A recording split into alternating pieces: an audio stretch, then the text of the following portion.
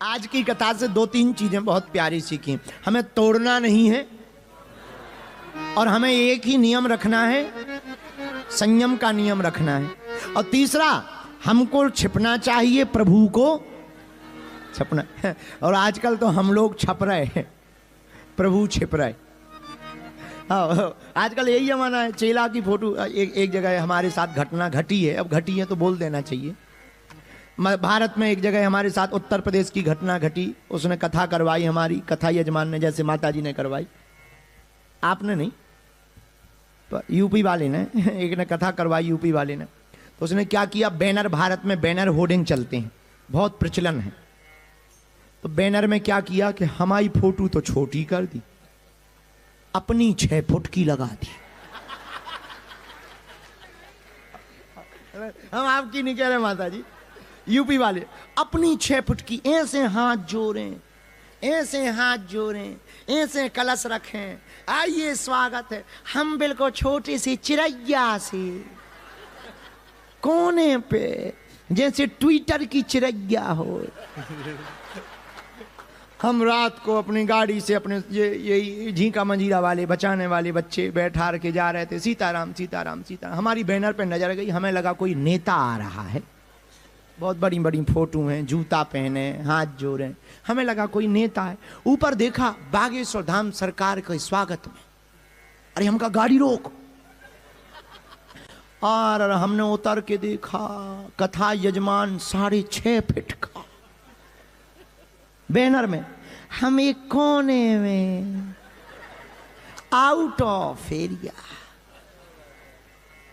किनारे की तरफ, छोटे से ऐसे।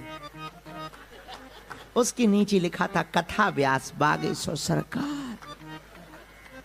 जैसे ही हम घर गए तो वो यजमान बोला, गुरुजी आइए आइए। हम कहा क्या खाक आइए, अब आप ही आप आ गए, अब हमारा क्या करोगे। बोले नहीं नहीं नहीं, आइए आइए। हम भीतर गए, उसने प्रणाम किया, आरती की। हमने कहा कल्याण हो चेला।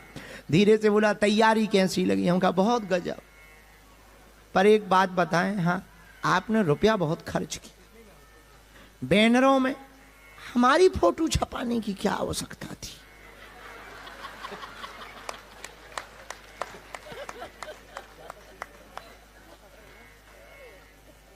वो बोला महाराज जी मतलब, हमने कहा नहीं, मतलब सीधा सा है, काय को कोने में छपवा, अच्छा नहीं लग रहा, आप ही आप। तो उसे समझ आ गया, बोले गुरुजी क्षमा करो। हम क्या खाक क्षमा करो, है?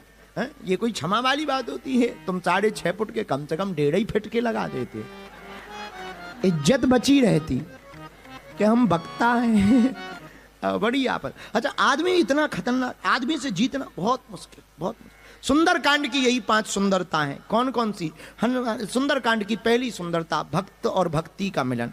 दूसरी सुंदरता आत्मा का महात्मा से, महात्मा का परमात्मा से मिलन होता है। सुंदरकांड की तीसरी सुंदरता है मां सीता द्वारा, हनुमान जी दूत बनकर के गए थे, सुंदरकांड में पूत बनकर के आए, ये भी एक सुंदरता। चौथी सुंदरता रावण की मूंछ हनुमान जी की पूंछ उखाड़ दी। और 5वीं सुंदरता वक्ता कैसा होना चाहिए, ये सुंदरकांड बताता है। इसलिए सुंदरकांड सुंदर है, इसको जो भी पढ़ेगा उसका उद्धार अवश्य होगा, हनुमान जी की कृपा होगी। और जो प्रति मंगलवार को अपने घर पर राम विग्रह के दरबार के चित्र को रख करके सुंदरकांड का पाठ करता है, वो हनुमान जी का परम भक्त कहलाता है। बच्चे परेशान रहते हो, पढ़ते ना हो, सुंदरकांड का पाठ सुनाइएगा। घर में नकारात्मक ऊर्जा, नेगेटिविटी, तंत्र मंत्र परेशान करता हो, सुंदरकांड के पाठ को करके सुंदरकांड का हवन कर दीजिएगा, घर से तंत्र मंत्र तुम्हारे भाग जाएगा। सुंदरकांड अगर आप पढ़ रहे हैं तो आपका घर भी सुंदर हो जाएगा। यौवन संपन्नता के लिए, जीवन में प्रत्येक संपन्नता को प्राप्त करने के लिए कोई भी साधक अगर अपनी जिंदगी में आने वाले काम में बाधक कोई बाधा बन रहा है, उस बाधा को मिटाने के लिए सुंदरकांड का अगर आधार लेता है, उसकी बाधा हट जाती है, हनुमान जी की कृपा प्राप्त हो जाती है। इसलिए सुंदरकांड सुंदर है, सुंदरकांड। लेकिन हम लोग भी बहुत कम खतरनाक थोड़ी हैं। हम लोगों को, अच्छा बुरा न मानना, आप लोग तो बहुत पढ़े लिखे हो, झंझट नहीं पालना चाहिए। क्या नहीं पालना चाहिए? झंझट। हम लोग झंझट ही पालते रहते कामों में, पड़ोसी में। रिश्ते बनाना सरल है, निभाना बहुत कठिन है। एक बहुत ऊंचे तार्किक कहते थे, रिश्ते कम बनाइए साहब, पर जितने बनाइए उतने निभाइए। रिश्ते कम बनाइए पर जितने बनाइए उतने निभाइए, वरना रिश्ते मत बनाइए। हम लोग रिश्ते और भाई साहब ब्रदर हो, ब्रदर, भले ही भाई जो है संकट में जूझता रहे तो कहने को भाई, काम भाई जैसे नहीं। इसलिए हम लोग झंझट पालते हैं, झंझट नहीं पालना है। हम लोगों को प्रसन्न रहना है तो झंझट कम, बुरा मत मानना। ऊंचा उड़ना है तो सामान कम रखिए। जिंदगी में प्रसन्नता चाहिए तो अरमान कम रखिए। इससे याद आया, एक बात और याद आई, फिर प्रश्नोत्तरी करेंगे। एक महात्मा मरे तो अपने चेला को कह गए, बिल्ली मत पालना। क्या ना पालना? बिल्ली मत पालना। अपने चेला को कह गए। तो चेला बड़ा परेशान कि बिल्ली क्यों ना पाले। तो एक दूसरे महात्मा से पूछा कि बिल्ली क्यों ना पाले। बोले दरअसल तुम्हारे गुरुजी के साथ एक घटना घट गई थी, इसलिए तुम्हारे गुरुजी ने ठीक कहा, बिल्ली मत पाल। क्या क्या घटना घटी? बोले तुम्हारे जो गुरुजी थे वो बड़े फक्कड़ थे, जंगल में रहते थे। जब वो गांव में भिक्षा भोजन मांगने के लिए जाते थे, उस वक्त तुम्हारे गुरुजी की झोपड़ी में चूहा बहुत रहते थे। वो क्या करते थे, गुरुजी का लंगोट काट देते थे। तो गुरुजी हैरान रहते थे। तो गांव वालों से सुनाया कि हमारे कपड़े चूहे काट देते हैं, हम क्या करें? गांव वाले बोले बिल्ली पाल लो, चूहे खा जाएगी, तुम्हारे कपड़े सुरक्षित रहेंगे। बात ठीक थी। महात्मा जी बोले बिल्ली दे दो, तो बिल्ली ले आए। अब बिल्ली रही, अब बिल्ली को तो दूध चाहिए। तो बिल्ली चूहे तो खा गई, लेकिन अगर नहीं दूध देंगे तो वो मर जाएगी। तो गांव वालों ने तो 10-15 दिन दूध दिया, और गांव वाले बोले महाराज कब तक दूध दें? अब एक काम करो, तुम दूध के लिए गाय ले लो। महात्मा जी बोले अब बिल्ली रखना है तो गाय चाहिए। गाय ले ली। बोले गाय ही ले आओ। अब जब गाय रख ली तो चारा भी तो चाहिए, क्योंकि बिल्ली को दूध चाहिए, बिल्ली को दूध चाहिए तो गाय चाहिए, और गाय को अगर जिंदा रखना है तो चारा। गांव वाले बोले हम चारा कब तक ला के दें? एक काम करो, ये खेत है इसी में चारा बोना शुरू कर दो। महात्मा बोले ठीक है। अब 1-2 महीना चारा बोया, भजन कम, चारे में ज्यादा लग गए। घास फूस, फिर गाय को पानी पिलाना, फिर बिल्ली, फिर दूध निकले, फिर बिल्ली को पिलाना, फिर बिल्ली चूहे खाए। महात्मा बोले ये तो बड़ी झंझट हो गई। गांव वालों से कहा कि भाई ये तो बहुत बड़ी झंझट है। गांव वाले बोले महाराज अब हम साथ नहीं दे सकते, एक उपाय है। क्या? गांव में एक विधवा औरत है, उसको रख देते हैं, वो सेवा करेगी। उसका भी कोई नहीं है और आपको भी सेवादार नहीं चाहिए।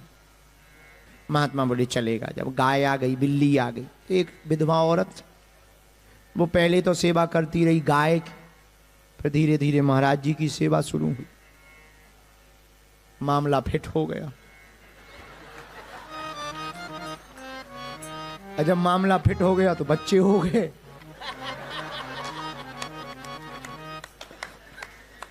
गांव वाले बोले ऐसे काम नहीं चलेगा, फिर बोले शादी करनी पड़ेगी। महात्मा बोले जब यहां तक पहुंच ही गए, अब भाई छोड़ते नहीं बनता था, क्योंकि बिल्ली रखनी,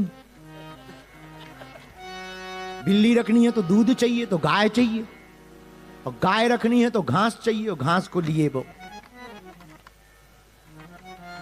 अब जब बच्चे हो गए तो शादी हो गई। शादी हो गई तो फिर ये मरे, तो फिर चेला से बोले बिल्ली मत पालना।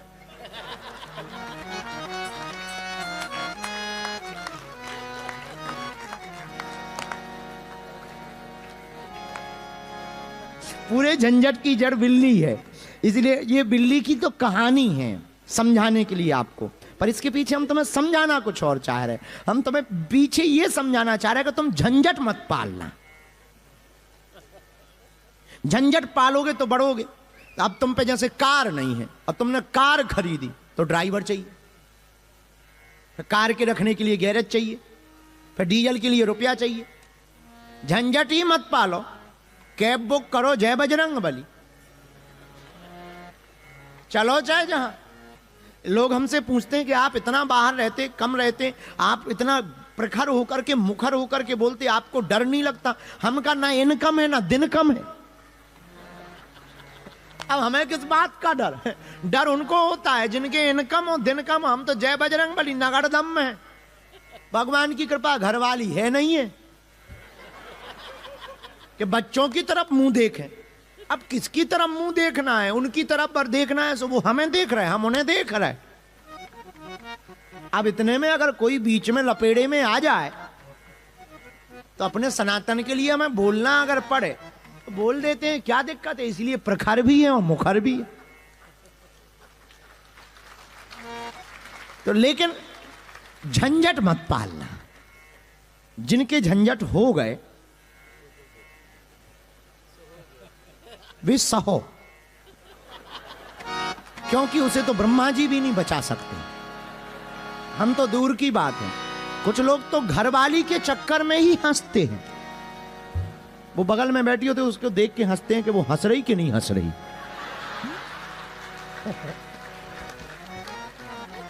अब भाई झंझट है, आपने रख लिया है, अब पीछे नहीं हो सकते।